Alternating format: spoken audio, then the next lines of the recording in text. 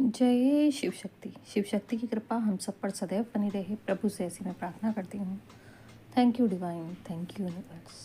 Hello, hi my beautiful soul family, कैसे हो आप सब। इनर वर्क सीरीज़ में आपका स्वागत है। वीडियो शुरू करने से पहले मैं आपसे एक बात करना चाहूँगी कि अगर आपने अभी तक अपने अंदर नहीं झांका है, अपने विकारों को दूर नहीं किया है और आप सोच रहे हैं कि आप कोई महंगी से महंगी हीलिंग ले लेंगे, इनर वर्क ले लेंगे और आप पर वो असर कर जाएगा, तो आप गलतफहमी में हैं। आप महंगी से महंगी हीलिंग ले लेना, कोई भी उपाय कर लेना, कुछ भी कर लेना, आपकी पर्सनैलिटी में, आपकी लाइफ में स्थिर बदलाव, मार्क माय वर्ड्स, स्थिर बदलाव कभी भी नहीं आ सकता। हीलिंग्स भी हम पर तभी असर करती हैं जब हम अपने विकारों से खाली होते हैं, हमने अपने इश्यूज़ पर, अपने माइंड पर काम किया होता है।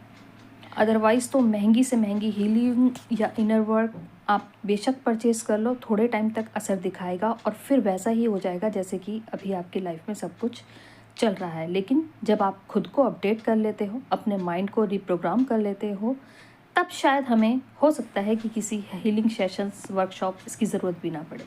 और मैं इतने कॉन्फिडेंटली आपसे इसलिए कह पा रही हूँ क्योंकि मैं भी इसी स्टेज से गुजरी हूँ जब मेरे पास कोई सेशंस हीलिंग लेने के लिए कोई सोर्सेज नहीं थे, ना तो मनी था, ना इतनी हिम्मत थी, घर में वो एनवायरनमेंट ही नहीं था कि मैं ऐसा कुछ कर पाऊँ। तो इसीलिए कह रही हूँ कि खुद की हेल्प करो, बाकी सब ईश्वर पे छोड़ दो, पूरा यूनिवर्स आपकी हेल्प करेगा, देखना। वो कहते हैं ना, भरोसा खुद पर रखकर मेरा सफ़र जारी है, भरोसा खुद पर रखकर मेरा सफ़र जारी है। आए होंगे बहुत से दिग्गज यहाँ, आए होंगे बहुत से दिग्गज यहाँ, अब मेरी बारी है। इनर वर्क मतलब सेल्फ इंजीनियरिंग। अभी तक मैंने इनर वर्क की पूरी सीरीज़ चलाई हुई है, आप पिछले वीडियोस भी देख सकते हैं। अभी रिसेंट में जो हम काम कर रहे हैं वो सेल्फ लव के ऊपर काम कर रहे हैं, यानी सेल्फ पर काम कर रहे हैं, सेल्फ डिस्कवरी कर रहे हैं। इसका 2 वीडियो मैंने पहले भी डाले हैं, एक सेल्फ लव के ऊपर है और एक सेल्फ इंजीनियरिंग पार्ट 1 है।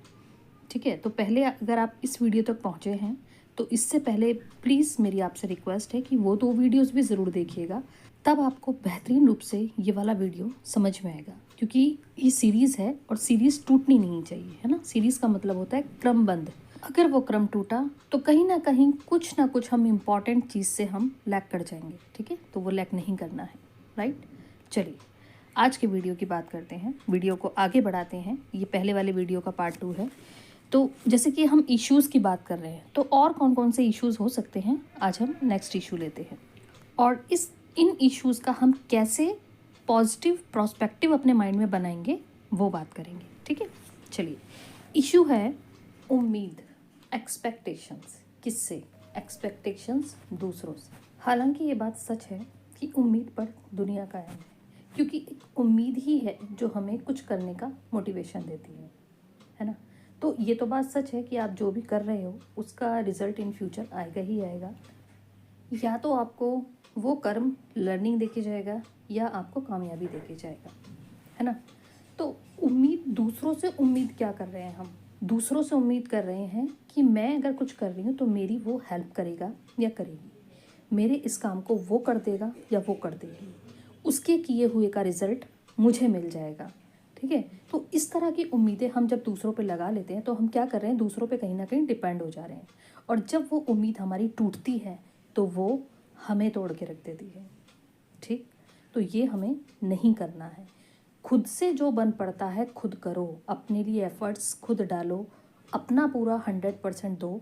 बाकी अगर उनकी इस काम में हेल्प लिखी है, होनी है, तो वो कहीं ना कहीं से आपको हेल्प ज़रूर मिल जाएगी। तो उसके लिए ज़रूर थैंकफुल रहो और आगे बढ़ो, अपना काम करो। इसी में हम दूसरी एक चीज़ और करते हैं कि मैंने खुद कितना एफर्ट किया वो मैं नहीं देखती, लेकिन दूसरा अपना काम पूरा करके जाए ये मैं उससे उम्मीद लगा लेती हूँ, है ना। कभी कभी तो हमने काम शुरू भी नहीं किया होता और जो हमारी एक्सपेक्टेशंस होती हैं वो हाई लेवल की रहती हैं, है ना। कभी हमने अपना पूरा 100% नहीं दिया लेकिन रिज़ल्ट बेस्ट हो, ये हम उम्मीद लगा लेते हैं। और जब ऐसा नहीं होता तब हमारा दिल टूट जाता है और हमारा मोटिवेशन भी टूटता है। ठीक है, तो अब से करना क्या है कि अपना 100% दो और दूसरों से उम्मीद कम बांधो। जो भी आपको हेल्प होगी वो डिवाइनली आपको मिल जाएगी। ठीक है, अगर उस काम में किसी और का भी कंट्रीब्यूशन है तो आपको कहीं ना कहीं से आ जाएगा। खुद पर भरोसा रखो, ईश्वर पर भरोसा रखो। और वैसे भी जब आप स्पिरिचुअलिटी में आते हो तो गलत चीज़ें आपके साथ होना बंद हो जाती हैं, ठीक है। और अगर कुछ गलत हो भी गया तो उसको अपना लर्निंग पार्ट समझकर एक्सेप्ट करो, ठीक। और वैसे भी जब आप स्पिरिचुअल जर्नी में होते हो तब आपको एंजल्स खुद गाइड करती हैं, आपको गाइडेंस मिलती है, जैसे रिपीटिंग नंबर्स दिखना, रिपीटिंग थिंग्स आपके साथ आना, और भी बहुत सारी चीज़ें होती हैं। तो आपको वो बताने के लिए कि आप जो कर रहे हो वो सही कर रहे हो, आप सही डायरेक्शन में जा रहे हो। तो बी विद द फ्लो, जो हो रहा है अच्छे के लिए हो रहा है, बढ़ते रहो आगे। नेक्स्ट इशू हो सकता है डिमोटिवेट हो जाना, ठीक है। हमें किसी ने हमारे पर्सन के बारे में या हमारे काम के बारे में कुछ कहा नहीं और मैं जल्दी से डिमोटिवेट हो जाती हूँ, मैं जल्दी से नेगेटिव हो जाती हूँ या हो जाता हूँ। बस अब मुझसे नहीं होगा, ये काम का रिजल्ट तो अच्छा आएगा ही नहीं, है ना। होता है ना इस तरह से। आप खुद सोचिए कि एक नेगेटिव दिमाग कैसे पॉजिटिव थिंग्स को जन्म दे सकता है। कैसे हो सकता है। मैं अपनी बात करती हूँ, जब मैं इस जर्नी में नहीं थी तो मैं भी बहुत नेगेटिव थी। कोई मुझसे पॉजिटिव चीज़ें भी अगर बोले तो मैं उसका नेगेटिव वर्जन पहले ही सोच लेती थी, और वो होता भी था। और फिर मैं कहती थी कि देखा, मैंने कहा था ना ये होगा, ऐसा हो गया, मेरी किस्मत तो ऐसी ही है, मेरी किस्मत तो अच्छा हो ही नहीं सकता मेरे साथ तो। और फिर हम ईश्वर को भी दोष देते हैं।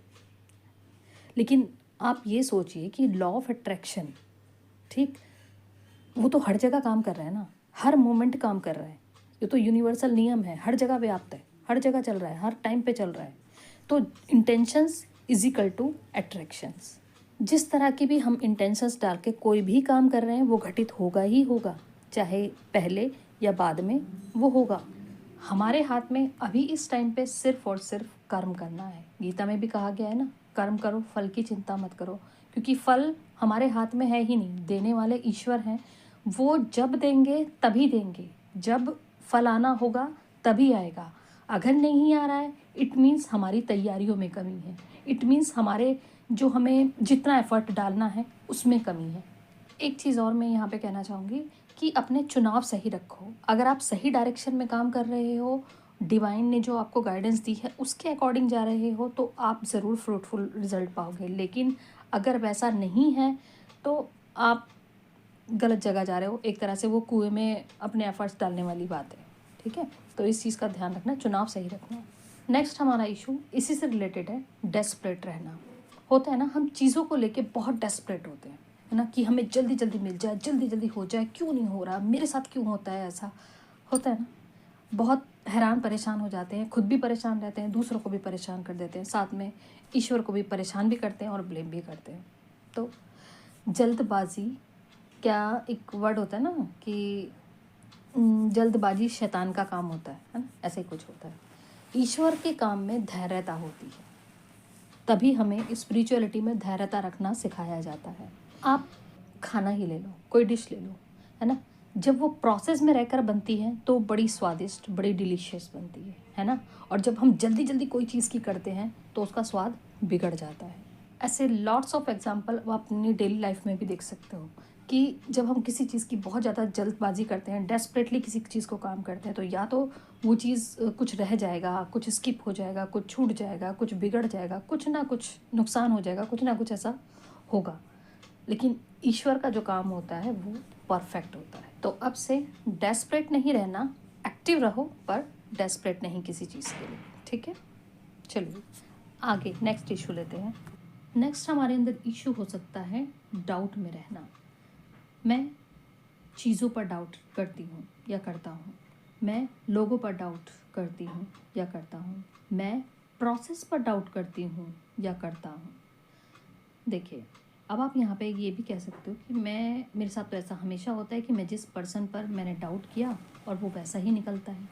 एक्चुअली वो आपका डाउट नहीं था, वो आपका इंट्यूशन था जो आपको आगाह कर रहा था। इंट्यूशंस पे चलना बिल्कुल मना नहीं है, लॉजिकल रहना ये भी मना नहीं है, बिल्कुल बुद्धि का यूज़ करो, हर जगह यूज़ करो, हर टर्म में यूज़ करो, बुद्धि का यूज़ करो। अध्यात्म में सब एक चीज़ बोलते हैं कि बिल्कुल अपनी आत्मा के, मतलब आत्मा की सुनो एकदम, है ना, अपनी आत्मा से अलाइन हो जाओ। तो क्या करें, बुद्धि और शरीर को अलग कर दें? नहीं ना, बुद्धि नहीं तो शरीर नहीं, शरीर नहीं तो बुद्धि नहीं। जब हम इस 3D वर्ल्ड में बुरी तरह फंस जाते हैं तो ये बुद्धि ही होती है जो हमें आत्मा का रास्ता दिखाती है ना। इसी के सहारे सहारे चल के हम आत्मा तक पहुंचते हैं। तो हम माइंड को भी स्किप नहीं कर सकते, बुद्धि को भी स्किप नहीं कर सकते। एक अच्छे पर्पस को हम अंजाम तभी दे सकते हैं जब हमारी ये तीनों चीज़ें अलाइन हैं। आगे क्या करना है ये आपकी आत्मा बताएगी, और सही या गलत चुनाव आपकी बुद्धि करेगी। ठीक है। नेक्स्ट हमारा इशू हो सकता है कि मैं ओवर गिवर हूँ, मतलब देने की आदी हूँ। मैं सबके लिए बहुत कुछ करती हूँ, बहुत अच्छा करती हूँ, लेकिन रिजल्ट मुझे वैसे नहीं आते। कोई मांग भी नहीं रहा, उसके बाद भी उसको दिए जा रही हूँ, उसके लिए करे जा रही हूँ। आप यहाँ पे क्या कर रहे हो? आप यहाँ पे अपनी सेल्फ इस्टीम को गिरा रहे हो, अपनी रेपुटेशन कम कर रहे हो उनके साथ अच्छा अच्छा करके। ठीक है। एक होता है ना कि आप हमेशा किसी के लिए अवेलेबल रहते हो तो आपकी वैल्यू कम हो जाती है। एक होता है कि आपके पास इनफ है, बहुत है, आप फिर दे रहे हो, बहुत अच्छी बात है। लेकिन आपके पास ही सफिशिएंट नहीं है, लेकिन उसके बावजूद आप दे रहे हो। आपने वो कहावत सुनी होगी ना कि अपना घर जला के दूसरों के यहाँ रोशनी करना। ये तो गलत बात है ना। जब हम अध्यात्म में आते हैं तो हमारी कुछ प्रायोरिटी सेट हो जाती हैं, है ना। पहले गॉड, फिर मैं, फिर मेरे लव वंस, और फिर द वर्ल्ड। ठीक, इस तरह से आपको अपनी प्रायोरिटी को सेट करना है। हम ना सबको एक साथ इस दुनिया में खुश नहीं कर सकते, है ना। एक हमारी आदत होती है ना कि सबको, सबकी गुड बुक्स में मुझे रहना है, मुझे सबके लिए, सबकी नज़रों में बहुत अच्छा बन के रहना है। छोड़ दो। आपके कर्म की जिसको ज़रूरत है वो आपके थोड़े से एफर्ट से भी खुश हो जाएगा, लेकिन जिसको आपकी ज़रूरत ही नहीं है, आपके किए की ज़रूरत ही नहीं है, उसके लिए आप कितना भी करते रहो, वो आपसे वैसे भी खुश नहीं होने वाला। जितना आपका सामर्थ्य है, जितनी आपका शरीर, आपकी आत्मा आपको अलाउ कर रही है, सिर्फ उतना ही करो। कहते हैं ना कि कर्मों का फल मिलता है ना। तो आप सबके साथ तो बहुत अच्छा किए जा रहे हो, लेकिन आपका सामर्थ्य ही नहीं है, आप अपने आप को दुख में रख के दूसरों के लिए करे जा रहे हो, तो आप अपने साथ तो गलत कर रहे हो ना। वो कर्म ठीक कैसे हो गया? अगर मैं कर्मों की बात करूं तो कर्म अच्छे बुरे गलत सही कुछ नहीं होता। आप सिर्फ इतना समझ लो कि जो भी आप काम कर रहे हो उससे अपना या दूसरे का नुकसान नहीं होना चाहिए। That's it. चलिए नेक्स्ट इशू ले लेते हैं जो इससे ही रिलेटेड है, डबल फेस होना। इसमें क्या होता है, इसमें आपके इमोशंस कुछ और कह रहे होते हैं और आपको करना कुछ और पड़ता है। आपके इमोशंस अलाउ नहीं करते, फिर भी आपको करना पड़ता है। जैसे अगर मुझे कोई पसंद नहीं करता, मुझे फिर भी उससे बात करनी पड़ेगी।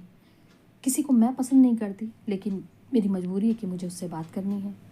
यहाँ पे आपको क्या करना है, यहाँ पे आपको ओवर स्वीट ओवर डूअर होने की ज़रूरत नहीं है। अपने इमोशंस के साथ क्लियर रहो। अगर नहीं बात करने का मन है तो अपनी लिमिटेशंस, अपनी बाउंड्रीज़ को सेट करो।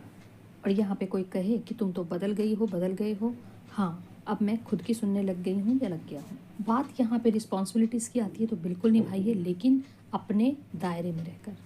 इस जर्नी में ना तो आप ज़बरदस्ती किसी को छोड़ सकते हो और ना ही ज़बरदस्ती किसी को होल्ड करके रख सकते हो। जिस चीज़ का जितना रोल प्ले लिखा है वो तो उतना करके ही जाएगा। आपको यहाँ पे क्या करना है, आपको अपनी प्रायोरिटीज़ को, अपनी लिमिट्स को, अपनी बाउंड्रीज़ को सेट करना है अपनी सेल्फ के अकॉर्डिंग, जितना आपकी सेल्फ आपको अलाउ करती है। The laws of spirit world, जीवात्मा जगत के नियम। इस बुक का नाम तो आपने सुना ही होगा। स्पिरिचुअल वर्ल्ड की बहुत ही फेमस बुक है जो सबको पढ़नी ही चाहिए। कहा जाता है इस बुक के बारे में कि इसको कोई पूरा नहीं पढ़ पाता। कुछ चुनिंदा लोग ही होते हैं जो इस बुक को पूरा कंप्लीट कर पाते हैं। तो अगर आपने भी इस बुक को नहीं पढ़ा है तो उसका बंदोबस्त मैंने इस चैनल पर कर दिया है। जल्दी ही आपको ऑडियो फॉर्म में इस बुक की पूरी सीरीज़ आपको इस चैनल पर देखने और सुनने को मिलेगी। एक्चुअली काफ़ी दिन से मैं ये सोच रही थी कि मैं इस बुक का सारांश आपके सामने इस चैनल पर लेकर आऊँ, बस वही है कि थोड़ा टाइम का इशू होता है तो टाइम ही नहीं मिल पा रहा था। लेकिन ईश्वर ने मेरी वो इच्छा पूरी की और हमारे ही बीच में से एक सोल सिस्टर हैं जो इस बुक का सारांश लेकर आपके समक्ष जल्दी ही वीडियोस की फॉर्म में आने वाली हैं।